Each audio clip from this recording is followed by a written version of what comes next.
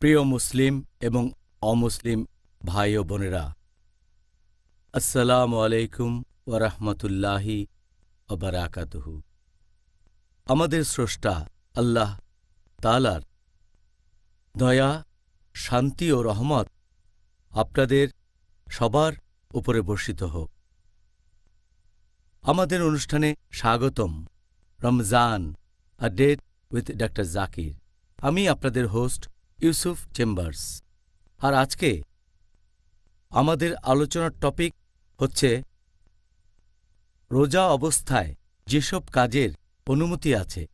Doctor Zakir, আসসালামু আলাইকুম রহমতুল্লাহি ওয়া বারাকাতুহু।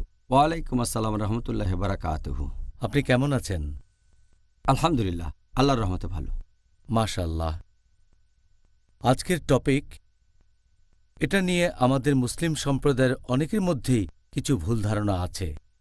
বিশেষ করে আমি যে দেশ থেকে এসেছি, অনেকে এই সময় এমন কিছু কাজ থেকে বিরত থাকে।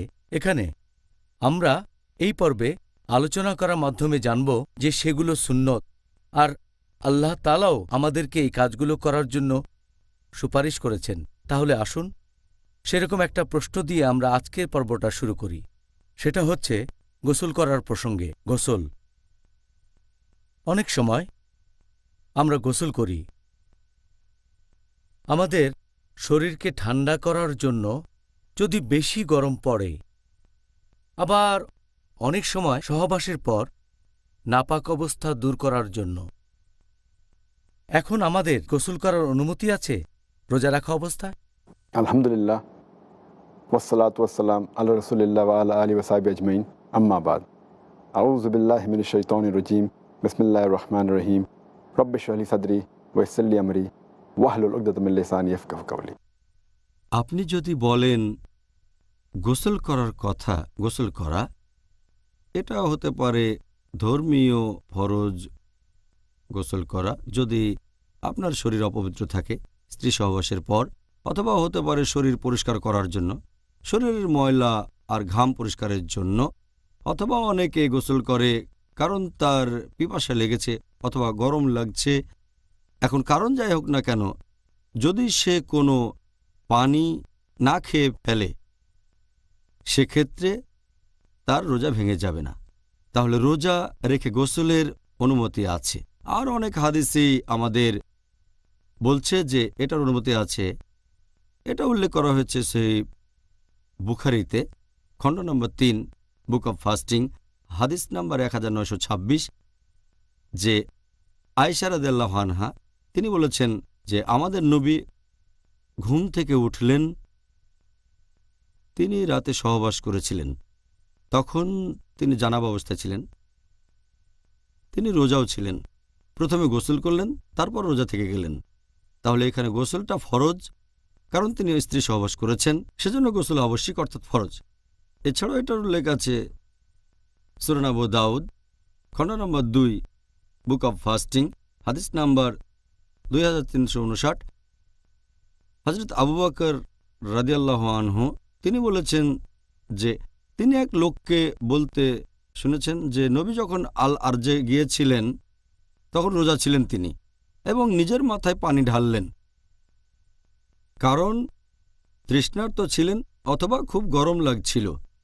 তাহলে আপনার পিপাসা পেলে অথবা গরম লাগলে মাথায় পানি ঢালতে পারেন, আপনিও গোসল করতে পারেন রোজা থাকা অবস্থায়। এছাড়াও আরেকটা হাদিসে আছে সহিহ বুখারীতে, খণ্ড নম্বর 3, বুক অব ফাস্টিং, অধ্যায় নম্বর 25, ইবনে ওমর রাদিয়াল্লাহু আনহু তিনি পোশাক পানিতে ভিজিয়ে নিয়ে তারপর পড়লেন। এই একই অধ্যায়ে সহিহ বুখারী, খণ্ড নম্বর 3, বুক অব ফাস্টিং, অধ্যায় নম্বর 25 বলা হয়েছে যে আনাস রাদিয়াল্লাহু আনহু তিনি বলেছেন যে রোজা থাকা অবস্থায় তিনি এক গামলা পানিতে বসে থাকতেন। তাহলে এই হাদিসগুলো আমাদের বলছে যে গোসল করা, মাথার উপর পানি ঢালা, হোক সেটা ধর্মীয় কারণে, হোক সেটা ফরজ, অথবা হোক সেটা মুবাহ।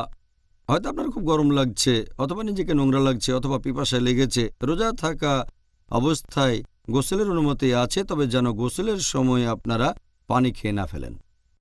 ইংল্যান্ডে তার কয়েক বছর পর রমজান পড়বে গরমকালে। আর আশা করি পরবর্তীতে আমরা গরমকালে রোজা পালনের ব্যাপারেও বিস্তারিত আলোচনা করব। পরের প্রশ্ন, ধরেন কোনো লোক তার নিজের মুখের লালা সেটা যদি সে গিলে ফেলে রোজা থাকা অবস্থায়, এই কাজের কি অনুমতি আছে? যদি মুখের লালা গিলে ফেলার কথা বলতে হয়, এটা একটা নর্মাল ব্যাপার, ন্যাচারাল কাজ। বর্তমানে সায়েন্স আমাদের বলে যে প্রতিদিন আমাদের জিভে প্রায় কয়েক লিটার লালা উৎপন্ন হয়ে থাকে, আর এটা নর্মাল, ন্যাচারাল যে মানুষ তার লালা গিলে ফেলবে, ভেতরে চলে যাবে, এটাকে অ্যাভয়েড করা যায় না। আল্লাহ পবিত্র কোরআনে বলেছেন, সূরা বাকারা অধ্যায় নম্বর 2 আয়াত নম্বর 185, বলা হয়েছে যে তোমরা রোজা রাখবে পবিত্র রমজান মাসে, অসুস্থ থাকলে, ভ্রমণ করলে সেটা পরে রাখতে হবে। তারপরে বলা হয়েছে আল্লাহ সুবহানাহু ওয়া তাআলা এটা তোমাদের জন্য সহজ করে দিতে চান, তোমাদের কঠিন অবস্থায় ফেলতে চান না। পবিত্র কোরআনে সূরা হজ অধ্যায় নম্বর 22 আয়াত নম্বর 78, আল্লাহ সুবহানাহু ওয়া তাআলা দ্বীনের ব্যাপারে তোমাদের উপর কঠোরতা আরোপ করেননি। এখন লালা গিলে ফেলা তো যেহেতু একটা নর্মাল কাজ, আর আমি জানি রোজার সময় অনেকেই থুথু ফেলে। আমার অনেক বন্ধুও মনে করে যে লালা গিলে ফেলা হারাম, এজন্য থুথু ফেলে। চিন্তা করেন, সারাদিন যদি এই কাজটাই করেন, নামাজও ঠিকমতো আদায় করতে পারবেন না, কারণ নামাজ পড়তে তো কয়েক মিনিট সময় লাগে, আর এই সময় মুখে লালা জমা হয়ে যাবে। এখন কি থুথু ফেলায় মনোযোগ দেবেন নাকি আল্লাহ সুবহানাহু ওয়া তাআলার কাজে? যদি তখন কোরআন পড়েন, তখন তো বাইরে থুথু ফেলতে হবে সব সময়। কিছু লোককে আমি জানি যারা সব সময় একটা পাত্র সাথে রাখে, সেই পাত্রে থুথু ফেলে, তারা নিয়মটা জানে না। তাহলে কেউ যদি মুখের লালা গিলে ফেলে, নর্মাল লালা যেটা সবসময় মুখে থাকে, এটাকে কোনোভাবেই অ্যাভয়েড করা যায় না। একইভাবে যদি কারো নাকে মুখে ধুলা যায়, ধরেন সে কোনো শহরে গেছে যেটা খুবই নোংরা, নাকে মুখে ধুলা, তখন জোরে শ্বাস নিলেন, কিছু ধুলা গেল ফুসফুসে বা অন্য কোথাও, এই সবেরই অনুমতি আছে, কারণ এগুলো সবই নর্মাল কাজ, আর এতে করে রোজা ভেঙে যায় না। পানি দিয়ে মুখ আর নাক পরিষ্কার করার অনুমতি কি আছে? অনেকে হয়তো মুখের ভেতর পানি নিয়ে কুলি করছে, এটা করছে হয়তো অজুর সময়, এই কাজের কি অনুমতি আছে? মুখের ভেতরে পানি দেওয়ার কথা যদি বলেন, অথবা মুখে পানি নিয়ে গার্গল করা, অথবা নাকের ভেতরে পানি দেয়া, হতে পারে তার গরম লাগছে বেশি, অথবা সে অজু করছে, এটার অনুমতি আছে, কারণ এটা শরীরের ভেতরে যাচ্ছে না। আর পানি যদি শরীরের ভেতরে না যায়, যদি পানি গিলে না ফেলেন, অনুমতি আছে। আর অজুর সময় অবশ্যই গার্গল করতে হবে, পানি মুখে দিয়ে কুলি করতে হবে। আর এই অজু করা হলো ফরজ নামাজ পড়ার আগে। রোজা অবস্থায় আপনি নামাজ পড়বেন, অজু করতে হবে, তাহলে এটা নিষিদ্ধ হবে কেন? এখন কেউ যদি মুখের ভেতরে পানি দেয়, অজুর সময় গার্গল করে বা অন্য কিছু, সে খেয়াল রাখবে যেন পানি গিলে না ফেলে। আর যখন সে নাকে পানি দেয়, কিছু লোক মনে করে যে এতে রোজা ভেঙে যায়, এটার ভিত্তি একটা হাদিস, আর এজন্যই তারা অজুর সময় নাকের মাথায় একটু পানি দেয়, ভেতরে পানি দেয় না। কারণ একটা হাদিস আমাদের নবী মুহাম্মদ সাল্লাল্লাহু আলাইহি ওয়াসাল্লামের, আমাদের নবী বলেছেন, এই হাদিসটার উল্লেখ আছে সুনান আবু দাউদ খণ্ড নম্বর 2 বুক অব ফাস্টিং হাদিস নম্বর 2360। আমাদের নবী বলেছেন, তোমরা অজুর সময় নাকে প্রচুর পানি দেবে, শুধু রোজার সময় বাদে। তার মানে নবী বলেছেন অজুর সময় নাকে বেশি করে পানি দিতে হবে, শুধুমাত্র রোজার সময় বাদে। তার মানে যদি নাক দিয়ে পানি গলা থেকে পেটে চলে যায়, তাহলে রোজাটা তখন ভেঙে যাবে। তার মানে এই না যে নাকের ভেতরে পানি দেয়া নিষিদ্ধ। এমনিতে যদি পানি দেন, সাধারণত গলার ভেতরে যায় না, যদি বেশি করে পানি দেন তাহলেও ভেতরে যাবে না, তবে যেতে পারে। তাই সাবধান করে দেওয়া হয়েছে যে রোজা থাকা অবস্থায় নাকে বেশি পানি দিও না, অন্য সময় বেশি দেওয়া যাবে। এই হাদিস প্রমাণ করে নাকের ভেতরে পানি দেওয়ার অনুমতি আছে, তবে সাবধান থাকবেন, নাক দিয়ে যেন বেশি পানি নেবেন না, তাহলে গলায় পানি চলে যেতে পারে, গলা থেকে পেটে চলে যেতে পারে, অজুর সময় মুখ দিয়ে বা নাক দিয়ে, এমন হলে রোজাটা ভেঙে যাবে। তবে অনিচ্ছাকৃতভাবে অজু করার সময় বা গার্গল করার সময় যদি ভেতরে পানি চলে যায়, ইনশাল্লাহ আল্লাহ আপনাকে ক্ষমা করবেন, কারণ এটা অনিচ্ছাকৃতভাবে। আচ্ছা, তাহলে এখানে নিয়তটাই হলো গুরুত্বপূর্ণ। হ্যাঁ, আমাদের স্রষ্টা আল্লাহ সুবহানাহু ওয়া তাআলার সন্তুষ্টি অর্জন করা। এখন আমি এটা জানি যে আমাদের গত পর্বে আমরা এই প্রশ্নগুলো নিয়ে আলোচনা করেছিলাম, তবে আজকের টপিক নিয়ে বিস্তারিত বলতে গেলে এই প্রশ্নগুলোর উত্তর জানা প্রয়োজন। প্রথম প্রশ্ন, যদি কোনো লোক রোজা অবস্থায় অনিচ্ছাকৃতভাবে কিছু খেয়ে ফেলে অথবা পান করে, তাহলে কি রোজা ভেঙে যাবে? অনিচ্ছাকৃতভাবে কেউ যদি কিছু খেয়ে ফেলে বা পান করে, হয়তো সে ভুলে গিয়েছিল, এতে রোজা ভাঙবে না। আর এরকম ঘটনা সাধারণত রমজানের প্রথম দিকে বেশি হয়ে থাকে। মানুষ দৈনন্দিন কাজে অভ্যস্ত থাকে, হঠাৎ করে রমজান আসলো, অনিচ্ছাকৃতভাবে সে রান্নাঘরে গিয়ে পানির বোতলটা নিয়ে পানি খেয়ে ফেলতে পারে। কেউ হয়তো সকালে জগিং করার পরে এসে পানি খায়, এমন হতে পারে। এখন নবী সাল্লাল্লাহু আলাইহি ওয়াসাল্লামের একটা হাদিস অনুযায়ী, এটার উল্লেখ আছে সহিহ বুখারীতে, খণ্ড নাম্বার 3, বুক অব ফাস্টিং, হাদিস নাম্বার 1933। আমাদের নবী মুহাম্মদ সাল্লাল্লাহু আলাইহি ওয়াসাল্লাম বলেছেন, কেউ যদি অনিচ্ছাকৃতভাবে পানাহার করে ফেলে তাহলে তাকে সেদিনে রোজা রাখতে হবে, তার রোজা ভাঙবে না। আর সে যা খেয়েছে বা পান করেছে সেটা আল্লাহ তাআলার তরফ থেকে। তাহলে অনিচ্ছাকৃতভাবে পান করলে রোজা ভেঙে যাবে না, ইচ্ছাকৃতভাবে পান করলে রোজা ভেঙে যাবে। পানি খাওয়ার সময় যদি বুঝতে পারেন, খাবার খাওয়ার সময় মনে পড়লে তখনই বন্ধ করতে হবে। যদি তারপরও খেতে থাকেন তাহলে ধরে নেওয়া হবে যে এটা ইচ্ছাকৃতভাবে আপনি করছেন। যখনই মনে পড়বে বন্ধ করতে হবে। ধরেন আপনার মুখে খাবার মনে পড়লো রোজা, তাহলে ফেলে দিতে হবে। তবে অনিচ্ছাকৃতভাবে কিছু খেলে আল্লাহ ক্ষমা করবেন। এরকম অবস্থা হলে কি হবে? যে মনে করেন একজন কিছু খেয়ে ফেলল, আর হয়তো 15-20 মিনিট পরে হঠাৎ সে বুঝতে পারল। সত্যি বলতে এরকম বেশ কয়েকবার আমার নিজের বেলাতেও হয়েছে। হঠাৎ বুঝতে পারলাম, সুবহানাল্লাহ, আমি তো খাবার খেয়েছি, আমি কি বোকা? এই অবস্থায় কি করব? এই হাদিস বলছে যে যা পানাহার করেছে সেটা আল্লাহর তরফ থেকে এসেছে, আল্লাহকে ধন্যবাদ দেবেন। তবে এই কাজটা অনিচ্ছাকৃতভাবে হতে হবে। হয়তো সে ভুলে গিয়েছিল। যদি ইচ্ছে করে করেন, আল্লাহ তো আপনার নিয়ত জানেন। আপনি সবাইকে বোকা বানাতে পারবেন, আল্লাহকে ছাড়া।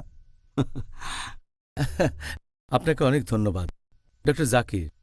মনে করেন একজন লোকের খুব বমি বমি ভাব আসছে, তারপর সে বমি করল রোজা রাখা অবস্থায়। এতে কি তার রোজা ভেঙে যাবে, নাকি এখানে সে বমি হয়ে যাওয়ার পরে এই রোজাটাই পালন করতে পারবে? বমি করার ব্যাপারটা ইচ্ছাকৃত হতে পারে, আবার অনিচ্ছাকৃতও হতে পারে। আমাদের নবী মুহাম্মদ সাল্লাল্লাহু আলাইহি ওয়াসাল্লাম বলেছেন, এটা একটা সহিহ হাদিস, তিরমিজিতে এটার উল্লেখ আছে, বুক অব ফাস্টিং, হাদিস নাম্বার 720।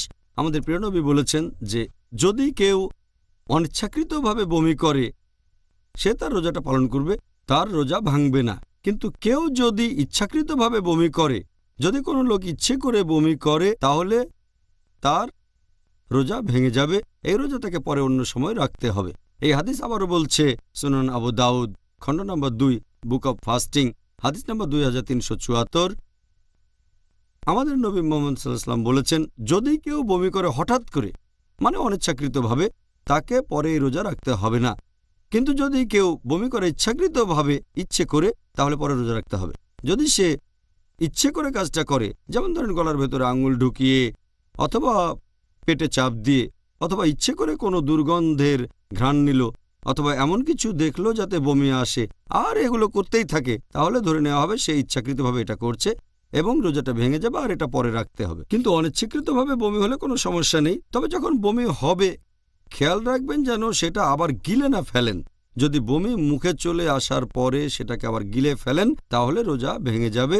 তাই যদি বমি হয় আপনাকে সেটা বাইরে বের করে ফেলে দিতে হবে, আর যদি অনিচ্ছাকৃত হয় তাহলে রোজা ভাঙবে না।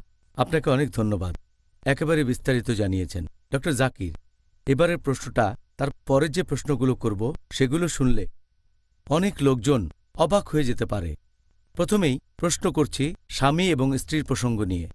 ধরেন তারা বসে আছে সোফায় অথবা অন্য কোনো জায়গায় একসাথে, তখন স্বামী তার স্ত্রীর গালে একটা চুমু দিল, ধরেন স্ত্রীর গালে অথবা ঠোঁটে। এরকম কাজ করলে কি রোজা ভেঙে যাবে, নাকি এটার অনুমতি আছে? রোজা অবস্থায় স্বামী যদি স্ত্রীকে চুমু দেয় অথবা জড়িয়ে ধরে, যদি চুমু দেয় স্ত্রীর গালে অথবা ঠোঁটে অথবা হাতে, অথবা যদি স্ত্রীকে সে জড়িয়ে ধরে, এই কাজগুলোর অনুমতি আছে ততক্ষণ পর্যন্ত যতক্ষণ এটা তাকে এমন কোনো কাজে উৎসাহিত করবে না যেটা হারাম রোজা থাকা অবস্থায়। আর এটা নবী সাল্লাল্লাহু আলাইহি সাল্লামের হাদিসেও স্পষ্টভাবে বলা হয়েছে। এটার উল্লেখ আছে সহিহ বুখারীতে, খণ্ড নম্বর 3, বুক অব ফাস্টিং, হাদিস নাম্বার 1927, যে আয়েশা রাদিয়াল্লাহু আনহা তিনি বলেছেন যে নবী রোজা অবস্থায় তার স্ত্রীদের চুমু দিতেন এবং জড়িয়ে ধরতেন। তবে তিনি ছিলেন আমাদের মধ্যে সবচেয়ে সংযমী মানুষ, তিনি নিজেকে কন্ট্রোল করতে পারতেন। একইভাবে এটা উল্লেখ আছে সুনান আবু দাউদ খণ্ড নম্বর 2 হাদিস নাম্বার 2379 যে ওমর রাদিয়াল্লাহু আনহু একবার রোজা অবস্থায় তিনি স্ত্রীকে চুমু দিয়েছেন। তারপরেই তার অনুশোচনা হলো, নবীর কাছে গিয়ে তিনি বললেন যে, হে নবী, আমি আল্লাহ এবং আপনার বিরুদ্ধে গুনাহ করেছি। তখন নবী বললেন, তুমি কি করেছ? তিনি বললেন, রোজা অবস্থায় স্ত্রীকে চুমু দিয়েছি আমি। নবী বললেন, অজুর সময় যখন তুমি গার্গল করো, মুখে পানি দিয়ে কুলি করো, তাতে কি রোজা ভেঙে যায়? তখন ওমর রাদিয়াল্লাহু আনহু বললেন, না। তাহলে চিন্তা করো না। তার মানে আপনি স্ত্রীকে চুমু দিতে বা জড়িয়ে ধরতে পারেন। এছাড়াও আরেকটা হাদিস যেটার উল্লেখ আছে মাসনাদ আহমদ খণ্ড নম্বর 2 হাদিস নম্বর 6739। একজন সাহাবা বর্ণনা দিয়েছেন, একজন যুবক নবীর কাছে এসে জিজ্ঞেস করল যে, হে নবী, আমি রোজা থাকা অবস্থায় কি আমার স্ত্রীকে চুমু দিতে পারবো? নবী উত্তরে বললেন, না। কিছুক্ষণ পরে নবীর কাছে একজন বৃদ্ধ লোক আসলো আর জিজ্ঞেস করল, আমি কি রোজা থাকা অবস্থায় স্ত্রীকে চুমু দিতে পারবো? নবী বললেন, হ্যাঁ। তখন সাহাবীগণ ভাবতে লাগলেন যে উত্তর দুটো আলাদা হয়ে গেল কেন। নবী তাদের বললেন যে এই লোক নিজেকে সামলাতে পারবে। এখানে নিয়মটা হচ্ছে, যদি কেউ জানে যে স্ত্রীকে চুমু দেয়া বা জড়িয়ে ধরার পর সে নিজেকে কন্ট্রোল করতে পারবে, এতে সে এমন কোনো কাজে উৎসাহিত হবে না যাতে রোজা ভেঙে যায়। যেমন ধরেন, সে তখন সহবাসে লিপ্ত হতে পারে অথবা বীর্যস্খলন হতে পারে।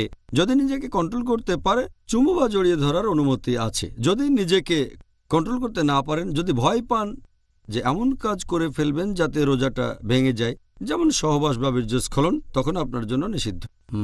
এটা করার অনুমতি আছে, তবে পাশাপাশি ইসলামিক হেলথ ওয়ার্নিংও দেওয়া হয়েছে।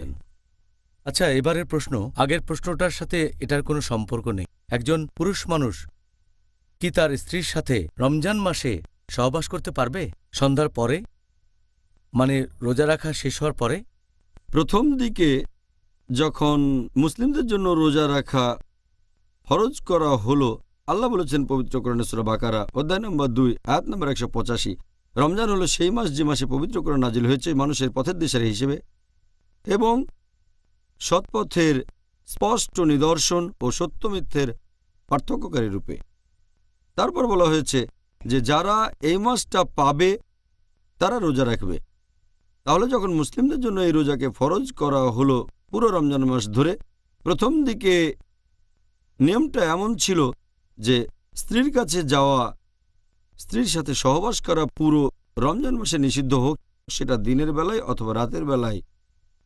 আর আল কুরতুবির তাফসিরে এটা উল্লেখ আছে খণ্ড নম্বর 2 পৃষ্ঠা নম্বর 210 যে উমর রাদিয়াল্লাহু আনহু একবার নবীর সাথে রাতে অনেক সময় ছিলেন, তারপর নবীকে ছেড়ে নিজের বাসায় চলে আসলেন। যখন বাসায় আসলেন তখন তার স্ত্রীর সাথে সহবাসের ইচ্ছে হলো। তিনি সহবাস করলেন। সকালে ঘুম থেকে উঠে খুব লজ্জা পেলেন এবং নবীর কাছে গিয়ে বললেন, আমি আল্লাহ এবং আপনার সাথে অন্যায় করেছি। নবী তখন বললেন, কেন? কারণ আমি স্ত্রীর সাথে সহবাস করেছি। আমার ইচ্ছা হয়েছিল, তখন স্ত্রীর কাছে গিয়েছিলাম, তার সাথে বিছানায় গিয়েছি, তার সাথে সহবাস করেছি। নবী বললেন, তুমি কি সত্যি এটা করেছ? ওমর রাদিয়াল্লাহু আনহু বললেন, হ্যাঁ। তিনি নবীকে বললেন, কোনোভাবে কি আমাকে ক্ষমা করা যায়? তখন নবী সাল্লাল্লাহু আলাইহি সাল্লাম বললেন, আল্লাহ ছাড়া কেউ তোমাকে ক্ষমা করতে পারে না, একমাত্র তিনি পথ দেখাতে পারেন। এর পরপরই সূরা বাকারার একটা আয়াত অধ্যায় নম্বর 2 আয়াত 187 নাজিল করা হলো। বলা হলো, সিয়ামের রাতে তোমাদের জন্য স্ত্রী সহবাস করা বৈধ করা হয়েছে। হুন্না লিবাসুল লাকুম ওয়া আনতুম লিবাসুল লাহুন্না, কারণ তারা তোমাদের পরিচ্ছদ, তোমরা তাদের পরিচ্ছদ। আয়াতটাতে আরও বলা হয়েছে যে আল্লাহ জানেন তোমরা এই সময়ে নিজেদের সাথে অবিচার করছিলে, আল্লাহ তোমাদের ক্ষমা করেছেন। এখন থেকে তোমরা স্ত্রীদের সাথে সহবাস করতে পারবে এবং আল্লাহ তোমাদের জন্য যা বিধিবদ্ধ করেছেন তা কামনা করো। তোমরা পানাহার করো ততক্ষণ যতক্ষণ রাতের কালো রেখা থেকে সকালের সাদা রেখা স্পষ্ট না হয়। তারপর সিয়াম পূর্ণ করো সূর্যাস্ত পর্যন্ত, রাত না হওয়া পর্যন্ত। তাহলে আয়াতটা যখন নাজিল হলো সূরা বাকারা অধ্যায় 2 আয়াত 187, সেই সময় থেকে রমজান মাসে রাতের বেলায় মুসলিমদের জন্য স্ত্রী সহবাস করা বৈধ হয়ে গেল। তাহলে এখনকার নিয়মটা হচ্ছে আপনি স্ত্রীর সাথে সহবাস বা যৌন সম্ভোগ করতে পারবেন না দিনের বেলায়, যে সময় আকাশে ভোরের আলো ফোটে, তার মানে ফজরের ওয়াক্ত থেকে সূর্যাস্ত পর্যন্ত। তবে সূর্য ডোবার পরের সময় থেকে ভোর হওয়ার ঠিক আগে পর্যন্ত ফজরের নামাজের আগে স্ত্রী সহবাস করতে পারবেন, এটা বৈধ, এতে কোনো সমস্যা নেই। খুব সুন্দর। এই ব্যাপারটা আপনি আগেও বলেছিলেন যখন আমরা রমজানের ইতিহাস নিয়ে আলোচনা করেছিলাম। হ্যাঁ, আর যাই হোক, আবার বলায় আমাদের জন্য ভালো হলো। ইসলাম ধর্মের বিভিন্ন দিকগুলো এরকম একে অন্যের সাথে সম্পর্কিত। আপনার জন্যে এবারের প্রশ্ন, যে ধরেন একজন লোকের স্বপ্নদোষ হয়েছে দিনের বেলায় আর রোজা থাকা অবস্থায়, এতে করে কি তার রোজা ভেঙে যাবে, নাকি এটার অনুমতি আছে? রোজা অবস্থায় দিনের বেলায় কারো স্বপ্নদোষ হলে নিয়মটা কি? যদি রোজা থাকা অবস্থায় কারো দিনের বেলায় স্বপ্নদোষ হয়, হয়তো ফজরের নামাজ পড়ে ঘুমিয়েছে, তারপরে স্বপ্নদোষ হলো, এটা হচ্ছে অনিচ্ছাকৃত। যদি কারো স্বপ্নদোষ হয় এবং বীর্যস্খলন হয়, যেটা অনিচ্ছাকৃত, এজন্য তাকে কোনো দোষ দেয়া যাবে না। তাহলে এক্ষেত্রে যেহেতু এটা অনিচ্ছাকৃত, অবশ্যই তার রোজা ভাঙবে না আর সে রোজা সম্পূর্ণ করবে। এ সময় তাকে যে পরামর্শটা দেয়া যায় সেটা হলো তাকে যত তাড়াতাড়ি সম্ভব গোসল করে নিতে হবে, যাতে করে সে পরে নামাজ পড়তে পারে। বাহ, খুব সুন্দর। আপনি একেবারে সহজ করে বললেন, আপনাকে ধন্যবাদ। পরের প্রশ্ন, এটা আগের প্রশ্নটার সাথে সম্পর্কিত। রোজা থাকার সময় সহবাসজনিত নাপাক অবস্থায় থাকার অনুমতি কি আছে? একজন মানুষ সহবাসজনিত নাপাক অবস্থায় থাকতে পারে কি না, এটা ডিপেন্ড করে যদি এ সময়ে রোজা ভাঙার মতো কোনো কাজ সে না করে। যেমন ধরেন, এটা আছে আমাদের নবী সাল্লাল্লাহু আলাইহি ওয়াসাল্লামের একটা হাদিসে বলা হয়েছে, সহিহ মুসলিমে খণ্ড নম্বর 2 হাদিস নম্বর 2453। এখানে বলা হয়েছে যে উম্মে সালমা রাদিয়াল্লাহু আনহা, আমাদের নবীর স্ত্রী, তিনি বলেছেন যে আমাদের নবী যখন ঘুম থেকে উঠলেন তখন সহবাসজনিত নাপাক অবস্থায় ছিলেন, সহবাসজনিত নাপাক কিন্তু রোজা ছিলেন। তারপর তিনি গোসল করলেন এবং রোজাও রাখলেন। এছাড়া এই একই রকম কথা আছে সহিহ বুখারীতে খণ্ড নম্বর 3 বুক অব ফাস্টিং হাদিস নাম্বার 1925। এই হাদিসও বর্ণনা দিয়েছেন নবীর স্ত্রী উম্মে সালমা রাদিয়াল্লাহু আনহা এবং হযরত আয়েশা রাদিয়াল্লাহু আনহা, তারা দুজনে নবীর স্ত্রী। তারা বলেছেন যে নবী যখন সকালে ঘুম থেকে উঠতেন, যখন তিনি সহবাসের কারণে নাপাক থাকতেন, কারণ আগের রাতে তিনি স্ত্রীর সাথে সহবাস করেছেন, এটা স্বপ্নদোষের কারণে হয়নি, কিন্তু তিনি সকালে গোসল করে রোজা রাখতেন। এই রোজা তিনি কখনোই পরে রাখতেন না। এটাই প্রমাণ করে যে জানাবা অবস্থায় থাকা সহবাসজনিত অপবিত্রতা, সহবাসজনিত নাপাক, এতে রোজা ভেঙে যায় না। যদি এই সময়কার স্বপ্নদোষ হয় তাহলেও তার রোজা ভাঙবে না। শুধু একটা ব্যাপার খেয়াল রাখতে হবে, এই অবস্থায় যত তাড়াতাড়ি সম্ভব গোসল করে নিতে হবে। যদি সকালে ঘুম ভাঙে ভোর হওয়ার পরে, আর যদি সহবাসজনিত অপবিত্রতা থাকে, তখন তাড়াতাড়ি গোসল করে নিতে হবে, যাতে করে ফজরের নামাজটা আদায় করা যায়। অথবা ফজরের নামাজের পরে ঘুমালো, তারপর স্বপ্নদোষ হলো, তখন সে অপবিত্র হয়ে গেল। এই অবস্থায় তাকে দুপুরের আগে গোসল করে নিতে হবে, যাতে করে জোহরের নামাজটা পড়া যায় ফরজ গোসল করার পরে। আচ্ছা, আশা করি দর্শকদের কাছেও এই বিষয়টা পরিষ্কার হয়েছে। আর একইভাবে যদি রজস্রাব হয় কোনো মহিলার, কারো রজস্রাব হলে এবং রজস্রাব যদি ফজরের ঠিক আগে বন্ধ হয়ে যায়, সে যদি দেরি করে গোসল করে, হয়তো তখন ভোর হয়ে গেছে, আর যদি গোসল করে ফজরের নামাজের ঠিক আগে, এতেও কোনো সমস্যা নেই। খুব সুন্দর, আপনাকে অনেক ধন্যবাদ। পরের প্রশ্ন, ধরেন একজন মহিলা রোজা থাকা অবস্থায় রান্না বান্না করছে, সে কি খাবারের স্বাদ নিতে পারবে? এখন আপনি যদি রান্না করার কথা বলেন, হোক সেটা পুরুষ রাঁধুনি বা মহিলা রাঁধুনি, সহিহ বুখারীর একটা হাদিস আছে খণ্ড নম্বর 3 বুক অব ফাস্টিং অধ্যায় নম্বর 25। এখানে ইবনে আব্বাস বর্ণনা দিয়েছেন যে রান্নার সময় তরকারি বা খাবারের স্বাদ নিলে রোজা ভেঙে যায় না। এটা একটা মুআল্লিক হাদিস, তবে এর সাথে সম্পর্ক আছে আরও হাদিসের, যেমন সহিহ ইবনে শাইবা এবং বাইহাক্কি। এভাবে এই হাদিসকেও বলা হয়েছে সহিহ। এখানে বলা হয়েছে যে ইবনে আব্বাস রাদিয়াল্লাহু আনহু তিনি বলেছেন রোজা অবস্থায় সিরকা এবং খাবারের স্বাদ নেওয়া যাবে। এই হাদিসগুলো প্রমাণ করে যে রোজা থাকা অবস্থায় খাবারের টেস্ট নিতে পারেন, তবে সাবধান থাকতে হবে। খাবার গিলে ফেলবেন না, ওটা আপনার পেটে চলে যাবে না। আর এই কারণেই বিশেষজ্ঞগণ বলেন যে কাজটা প্রয়োজন হলে করবেন, তা না হলে বাদ। যেমন ধরেন ইমাম আহমদ ইবনে হাম্বল, তিনি বলেছেন খাবারের স্বাদ নেওয়াটা মাকরু যদি না এটা আবশ্যক হয়। এরপর শেখ ইবনে তাইমিয়া, তিনি বলেছেন যে এটা মাকরু যদি না প্রয়োজন থাকে। আর যখন এভাবে খাবারের স্বাদ নেওয়া প্রয়োজন হবে তখন নিজের জিহ্বার সামনে রাখবেন যাতে বুঝতে পারেন যে সেই খাবারটা মিষ্টি নাকি ওটা নোনতা স্বাদ। তারপর খাবার ফেলে দেবেন, গিলে ফেলবেন না। এটা করলে রোজা ভাঙবে না। অথবা যদি কোনো মা খাবার খাওয়াতে চায় বাচ্চাকে, অনেক সময় খাবারটা চিবিয়ে দিতে হয়, এখানে মা সেই খাবারটা চিবিয়ে সে বাচ্চাকে দিতে পারেন। তবে মাকে সাবধান থাকতে হবে যেন খাবারটা না খেয়ে ফেলেন, গিলে না ফেলেন। এই ধরনের পরিস্থিতিতে খাবারের স্বাদ নেওয়ার অনুমতি আছে, তবে প্রয়োজন ছাড়া নয়।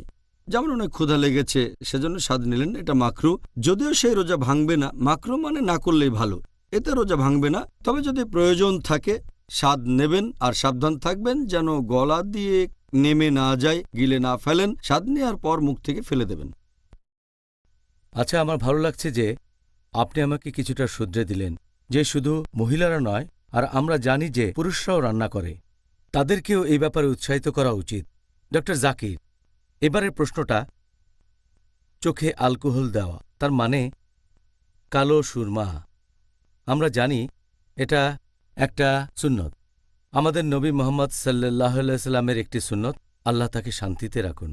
আর রোজা অবস্থায় চোখে অ্যালকোহল দেওয়ার অনুমতি কি আছে? চোখে অ্যালকোহল দেওয়ার কথা যদি বলেন, আমাদের ভারতীয় উপমহাদেশে বলা হয় সুরমা অথবা কালো আইলাইনার। এটা আমাদের নবীর সুন্নত। আর আমরা একটা হাদিস থেকে পাই যে হযরত আনাস রাদিয়াল্লাহু আনহু নবীর সাথে থাকতেন, তার খাবার রান্না করতেন আর তিনি চোখে অ্যালকোহল দিতেন। নবী কখনোই তাকে বারণ করেননি, রোজার সময়ও তিনি চোখে দিতেন। এতেই প্রমাণ হয় চোখে সুরমা দিলে রোজা ভেঙে যায় না, এটার অনুমতি আছে। আর এছাড়াও যদি ব্যবহার করেন কোনো আই ড্রপ বা ইয়ার ড্রপ, যদি সেই চোখের ড্রপ বা কানের ড্রপ বেশ কিছুক্ষণ পরে গলার কাছে স্বাদ অনুভব করেন, বেশিরভাগ বিশেষজ্ঞ বলেন এতে রোজা ভেঙে যাবে না, কারণ এটা খাবার যাওয়ার স্বাভাবিক পথ না। আর আই ড্রপ হচ্ছে এক ধরনের মেডিসিন, খাবার না। আবার অনেক সময় নাক, কান আর গলা একসাথে দেখা হয়, এটাকে তখন বলা হয় ইএনটি, ইয়ার নোজ থ্রোট। তাহলে যদি চোখের ড্রপ দেন বা কানের ড্রপ দেন অথবা নাকের ড্রপ দেন, সেখানে সম্ভাবনা থাকে কিছুক্ষণ পরে গলায় চলে যাবে, তাহলে ওষুধের স্বাদটাও পাবেন। নাকের ড্রপ হলে বাইরে ফেলে দেবেন। তবে কান আর চোখের ড্রপ যদি গলায় চলে যায়, বেশিরভাগ বিশেষজ্ঞ বলেন এতে করে রোজা ভাঙবে না। তবে কিছু বিশেষজ্ঞ বলেন সেটা যদি গলায় চলে যায় তাহলে রোজা ভেঙে যাবে। তবে সঠিক নিয়ম হচ্ছে যেহেতু এটা খাবার বা পানীয় যাওয়ার স্বাভাবিক পথ না, সেজন্য বেশিরভাগ বিশেষজ্ঞই বলেন এতে আপনার রোজা ভাঙবে না। আর যদি এটা নিয়ে কারো সন্দেহ থাকে তাহলে বিরত থাকতে পারে নাকের ড্রপ দেওয়া থেকে সূর্যাস্ত পর্যন্ত, তাহলে তো পুরোপুরি সেফ। তবে সঠিক নিয়ম হচ্ছে নাক অথবা কানের ড্রপ ব্যবহার করলে আপনার রোজা ভেঙে যাবে না। একই রকম নিয়ম কি আতরের বেলায়ও, মানে পারফিউম? আতর সুগন্ধির কথা বলছেন? হ্যাঁ, আতর লাগানো। ধরেন আপনি শরীরে আতর লাগাচ্ছেন রোজার মধ্যে বা শুরু করার আগে, এখানেও কি নিয়মটা এক? যদি কোনো সুগন্ধি লাগিয়ে সেটার গন্ধ নেন এতে কোনো সমস্যা নেই। পারফিউমের গন্ধ নেওয়ার অনুমতি আছে, যে কোনো পারফিউম। তবে তা থেকে যেন ধোঁয়া বের না হয়। আগরবাতি দেখেছেন আপনি? এইভাবে ধোঁয়া যদি বের হয়, এই ধোঁয়ার গন্ধ নিলে সেটা নাকে চলে যাবে, তারপর পাকস্থলিতে চলে যাবে, তারপর কিছু কণা ভেতরে চলে যেতে পারে। এটা বুখুর। হ্যাঁ, এই ব্যাপারে আমাদের একটু সাবধান থাকতে হবে। এছাড়া আতর, পারফিউমের গন্ধ নিলে সমস্যা নেই, এতে আমাদের রোজা ভাঙবে না। আমাদের এবারের প্রশ্নটা হলো ইঞ্জেকশনের উপর। রোজা অবস্থায় কি ইঞ্জেকশন নেওয়া যাবে? ইঞ্জেকশনের কথা যদি বলতে হয়, বিভিন্ন ধরনের ইঞ্জেকশন আছে। একটা ইঞ্জেকশন দেওয়া হয় শিরা বা ধমনীতে, আরেকটা দেওয়া হয় রোগীর মাসলে, আরও অনেক জায়গায় দেওয়া হয়। তবে ইঞ্জেকশনগুলোকে মোটামুটি দুই ভাগে ভাগ করা যায়। প্রথম ধরনের ইঞ্জেকশন আমাদের শরীরে পুষ্টির যোগান দিয়ে থাকে, যেটা অনেকটা খাবার দেওয়ার মতোই। যেমন ধরেন আমাদের শরীরে ইঞ্জেকশনের মাধ্যমে গ্লুকোজ দেওয়া হয়। কারো হয়তো অতিরিক্ত ডিহাইড্রেশন চলছে, সে হয়তো মুখ দিয়ে খেতে পারছে না, এমন পরিস্থিতিতে ইঞ্জেকশনের মাধ্যমে গ্লুকোজ দেওয়া হয়ে থাকে পুষ্টি গ্রহণের জন্য। এটা যেহেতু অনেকটা খাবার দেওয়ার মতো, এতে রোজা ভেঙে যাবে। কিন্তু এটা যদি পুষ্টি গ্রহণ না হয়, শুধু মেডিকেল চিকিৎসা হয়, যেমন ইনসুলিন, তাতে পুষ্টি গ্রহণের কথাই আসছে না, অথবা হতে পারে পেনিসিলিন, এই ধরনের মেডিকেল চিকিৎসা শরীরে কোনো পুষ্টির যোগান দেয় না। যেহেতু এগুলো খাবার না, এই ওষুধগুলো দিনের বেলায় দেয়া যেতে পারে, এতে রোজা ভাঙবে না। যদিও অনেক বিশেষজ্ঞ বলেন যে এটা মাকরু না করলে ভালো, সূর্য ডোবার পরে ওষুধ নেওয়াটাই আসলে সবচেয়ে উত্তম। তবে সঠিক নিয়ম হচ্ছে এতে রোজা ভেঙে যায় না, কারণ এখানে কোনো পুষ্টি গ্রহণ হচ্ছে না। আচ্ছা, মেডিকেল চিকিৎসা নেয়ার ব্যাপারে ধরেন কেউ রোজা আছে, সে সময় নাকের ড্রপ, বিভিন্ন রকমের ট্যাবলেট যেটা রাখা হয় জিভের নিচে, অথবা হয় মেডিকেল তদন্ত যেখানে শরীরের ভেতরে বিভিন্ন ধরনের জিনিস প্রবেশ করানো হয়, রোজা থাকা অবস্থায় কি এগুলোর অনুমতি আছে? বর্তমানে অনেক পদ্ধতিতে চিকিৎসা করা হয়। শুধুমাত্র বিভিন্ন পদ্ধতির কথা বলে একটা লেকচার দেয়া যায়, যেহেতু সময় কম তাই বলতে পারছি না। শুধু কয়েকটা পদ্ধতি নিয়ে আলোচনা করছি। যদি আপনি এমন কিছু ট্যাবলেটের কথা বলেন যেগুলো দেওয়া হয়ে থাকে এনজাইনার জন্য, হার্টের সমস্যা থাকলে এটা খাবেন। এই ট্যাবলেট রাখা হয় রোগীর জিহ্বার নিচে, এটা গিলে খেয়ে ফেলতে হয় না, এখানে কোনো পুষ্টি দেয়া হচ্ছে না, এটা হার্টের রোগীদের চিকিৎসায় দেওয়া হয়, সেজন্য এই ট্যাবলেট নিলে আপনার রোজা ভাঙবে না। ট্যাবলেটটা গিলে ফেলবেন না, এটা জিভের তলায় রেখে দেবেন, সেখান থেকেই শেষ হয়ে যাবে। যদি নাকের ড্রপ ব্যবহার করেন, সেই ওষুধ যদি গলা দিয়ে পেটের ভেতরে না যায় তাহলে অনুমতি আছে। যদি কানের ভেতরে ড্রপ দেন তাহলে অনুমতি আছে, আগে বলেছি। এছাড়াও যদি কানে ইঞ্জেকশন দেন সেটার অনুমতি আছে। এরপর যদি কোনো পরীক্ষার কথা বলেন, গোপনাঙ্গে কিছু প্রবেশ করানো হয়, হতে পারে সেটা আঙ্গুল অথবা কোনো যন্ত্রপাতি, এটার অনুমতি আছে। অথবা যদি ট্রিটমেন্টের জন্য গোপনাঙ্গে কোনো কিছু প্রবেশ করান, কোনো ধরনের ধরেন ডুস অথবা কোনো যন্ত্রপাতি, এর অনুমতি আছে। যদি ইউটেরাসের ভেতরে যন্ত্রপাতি প্রবেশ করান অথবা কোনো ডিভাইস যার নাম আইইউডি, ইন্ট্রাইউটেরাইন ডিভাইস, অথবা প্রবেশ করালেন কোনো ক্যাথেটার পরীক্ষা করার জন্য অথবা স্কোপ, এগুলোর অনুমতি আছে।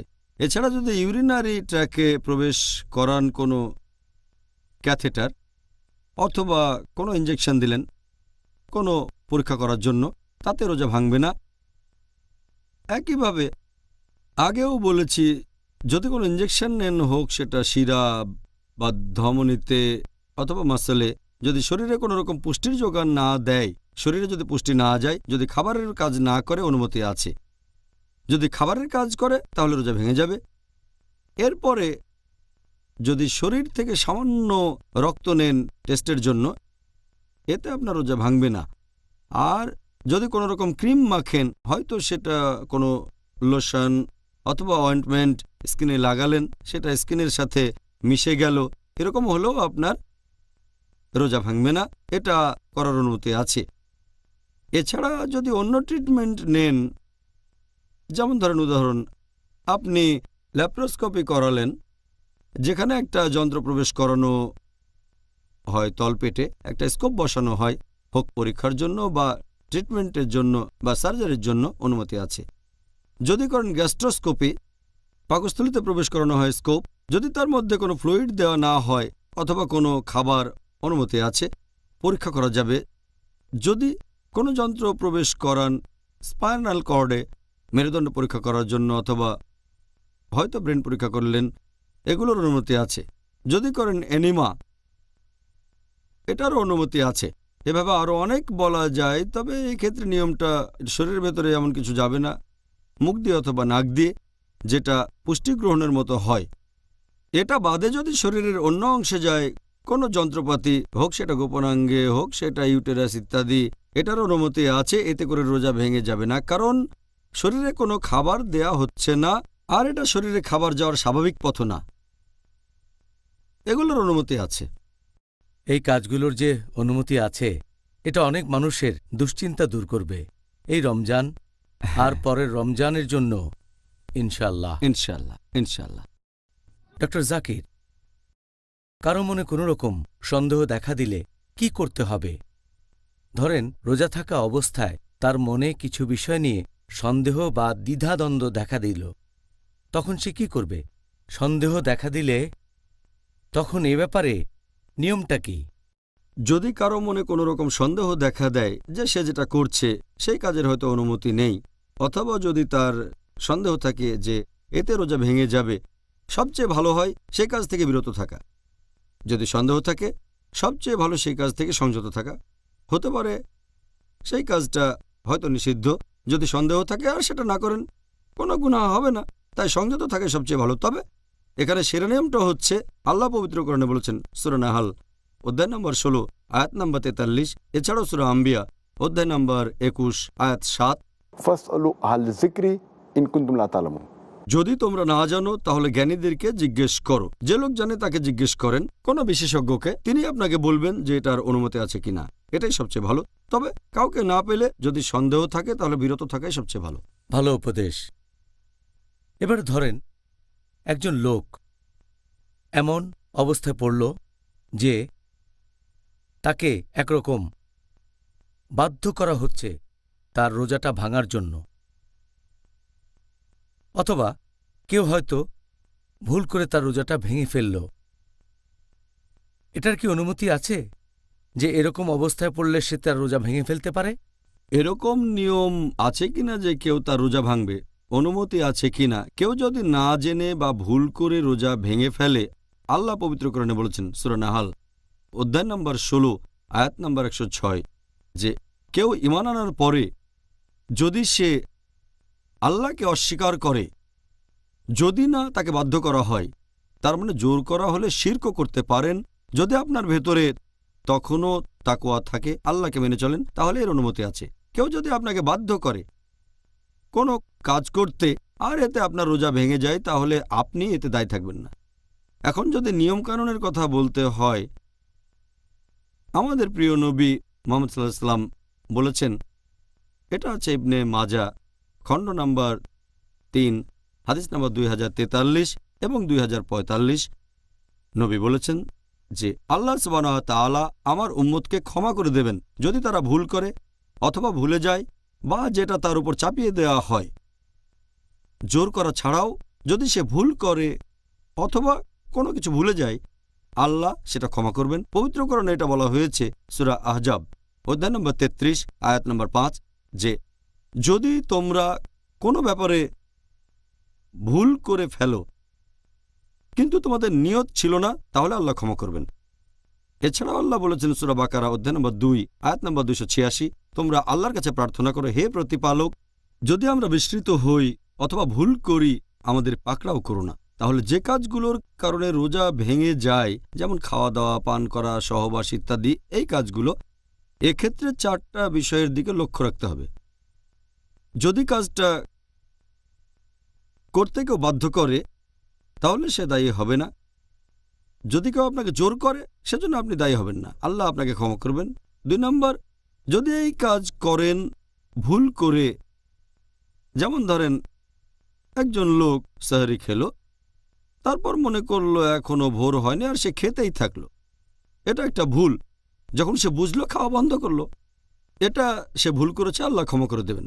অথবা কেউ হয়তো ভুলে গিয়ে একটা কাজ করে ফেললো, যেমন কেউ হয়তো রোজা অবস্থায় অনিচ্ছাকৃতভাবে পানি খেয়ে ফেললো, যদি ভুল করে থাকে তাহলে আল্লাহ ক্ষমা করবেন, সে রোজা রাখতে পারবে। 4র্থ পয়েন্টটা হচ্ছে যদি কেউ না জেনে কোনো কাজ করে, এটা সম্পর্কে জানতোই না, যেমন ধরেন একটা লোক হয়তো জানে না যে ইচ্ছাকৃতভাবে ইচ্ছে করে বমি করলে রোজাটা ভেঙে যায়, আর তারপর সে হয়তো মুখের ভেতরে আঙ্গুল দিয়ে ইচ্ছে করে বমিটা করে ফেললো, তাহলে সেই কাজটা করলো একেবারে না জেনে। এমন হলে ইনশাল্লাহ আল্লাহ ক্ষমা করবেন। এই 4টা ক্যাটাগরি, কারণ আল্লাহ আমাদের উপর অতিরিক্ত বোঝা চাপাতে চান না। আর নবী বলেছেন যদি তোমরা ভুলে যাও অথবা ভুল করো অথবা যদি তোমাদের বাধ্য করা হয়, এমন হলে ইনশাল্লাহ আল্লাহ ক্ষমা করবেন। এটা আল্লাহ সুবহানাহু ওয়া তাআলার দয়া। সত্যি বলতে ডক্টর জাকির, আমার কাছে এটা পরিষ্কার, আর আশা করি দর্শকের কাছেও পরিষ্কার, যে আল্লাহর দয়া তার শাস্তির চেয়ে অনেক বেশি। আল্লাহু আকবার, সুবহানাল্লাহ। তাহলে আমরা ইন্টারভিউয়ের শেষ পর্যায়ে চলে এসেছি। এবারে আমরা পিস টিভির দর্শকদের পাঠানো প্রশ্নগুলো নিয়ে আলোচনা করব। ইনশাল। তাহলে আর কথা না বাড়িয়ে একজন দর্শকের প্রশ্ন দিয়ে শুরু করছি। ধরেন একজন লোক অ্যাজমা রোগে ভুগছে, অ্যাজমা। তখন সে কি রোজা রাখা অবস্থায় চিকিৎসা নিতে পারে, যেমন অক্সিজেন, ভ্যাপোরাইজার বা বিভিন্ন রকমের ট্যাবলেট? যদি কোনো লোক অ্যাজমার জন্য চিকিৎসা নিয়ে থাকে, অ্যাজমা বা হাঁপানির রোগীরা বিভিন্ন রকমের চিকিৎসা নিয়ে থাকে, হতে পারে পাফার, হতে পারে অক্সিজেন অথবা ভ্যাপোরাইজার, এছাড়াও হতে পারে ট্যাবলেট বা ক্যাপসুল। এক কথায়, যদি কেউ পাফার ব্যবহার করে তখন সেখান থেকে গ্যাস চলে যায় ফুসফুসে, ফুসফুসে আকারে বড় হয়। এতে রোজা ভাঙবে না, কারণ এটা তো শুধু গ্যাস ফুসফুসে যাচ্ছে, এটা কোনো খাবার না, আর পাকস্থলিতেও যাচ্ছে না, এটা শুধুমাত্র গ্যাস। সেজন্য এতে রোজা ভাঙবে না যদি কেউ পাফার ব্যবহার করে। এরপর যদি অক্সিজেনের কথা বলেন, এটা ফুসফুসের ভেতরে চলে যায় আবার বেরিয়ে আসে। এভাবে ফুসফুসে অক্সিজেন নিলে রোজা ভেঙে যাবে না, রোজা বাতিল হয়ে যাবে না। কিন্তু যদি ভ্যাপোরাইজারের কথা বলেন, এই চিকিৎসা অনেক রকমের হতে পারে। সেটা হতে পারে তরল অথবা কোনো গ্যাস অথবা কোনো কিছুর দানা। আর এই ওষুধ রাখা হয় একটা পাত্রে, তারপর বাটনে চাপ দিলে মেশিনে প্রেসার বাড়ে, তখন সেই প্রেসারে ওষুধ ফুসফুসের ভেতরে চলে যায়। হয়তো যেতে পারে কোনো নল দিয়ে, মাস্কের ভেতর দিয়ে, তবে সেটা যখন ফুসফুসে যায় তখন সম্ভাবনা থাকে যে বেশ কিছু দানা চলে যেতে পারে পাকস্থলিতে। এজন্য বেশিরভাগ বিশেষজ্ঞ বলেন যে অ্যাজমার জন্য ভ্যাপোরাইজার দিয়ে চিকিৎসা নিলে আপনার রোজা ভেঙে যাবে। এরপর যদি ক্যাপসুলের কথা বলতে হয়, এই ক্যাপসুলের ভেতরে ওষুধ থাকে, এতে ওষুধ থাকে পাউডার, উপরে একটা কাভার দেওয়া থাকে। ক্যাপসুলটা একটা পাত্রে রাখা হয়, তারপর প্রেসার দেওয়া হয়, তখন ওষুধটা বেরিয়ে আসে। তবে এতেও রোগীর পাকস্থলিতে চলে যেতে পারে সেই দানাগুলো। তখন ক্যাপসুল দিয়ে অ্যাজমার চিকিৎসা করলেও আপনার রোজা ভেঙে যেতে পারে। অ্যাজমার চিকিৎসা করতে গেলে এই দুটো পদ্ধতির ব্যাপারে অনুমতি আছে, পাফার এবং অক্সিজেন, এ দুটোতে রোজা ভাঙবে না। এবার আরেকজন দর্শকের প্রশ্ন, রোজা থাকা অবস্থায় কি টুথপেস্ট ব্যবহার করার অনুমতি আছে? টুথপেস্ট ব্যবহারের ব্যাপারে বেশিরভাগ বিশেষজ্ঞই বলেন যে টুথপেস্ট ব্যবহারের অনুমতি আছে। শেখ বিন বাজও বলেন, আল্লাহ তাকে রহমত করুন, তিনি বলেছেন পেস্ট আর ব্রাশ দিয়ে দাঁত পরিষ্কার করাটা অনেকটা মেসোয়াকের মতো। আর নবী মেসোয়াকের ব্যবহারে কখনো নিষেধ করেননি। কোনো সমস্যা নেই, এতে রোজা ভাঙবে না। তবে খেয়াল রাখবেন টুথপেস্ট যেন গিলে না ফেলেন। টুথপেস্ট গিলে ফেলাটা নিষিদ্ধ। সেজন্য কিছু বিশেষজ্ঞ বলেন এটা মাকরু, যে টুথপেস্টের স্বাদ ভালো হলে অনেকে হয়তো খেয়ে ফেলতে পারে, সেজন্য অনেক বিশেষজ্ঞ বলেন এটা মাকরু। তবে সঠিক নিয়ম হচ্ছে সাবধান থাকতে হবে যে টুথপেস্ট খেয়ে ফেলবেন না, তাহলে টুথব্রাশ ও পেস্ট ব্যবহার করতে পারেন, এতে আপনার রোজা ভাঙবে না। আচ্ছা, খুব সুন্দর। দর্শকদের কাছ থেকে পরের প্রশ্ন, রোজা অবস্থায় কি থুতু ফেলতে হবে?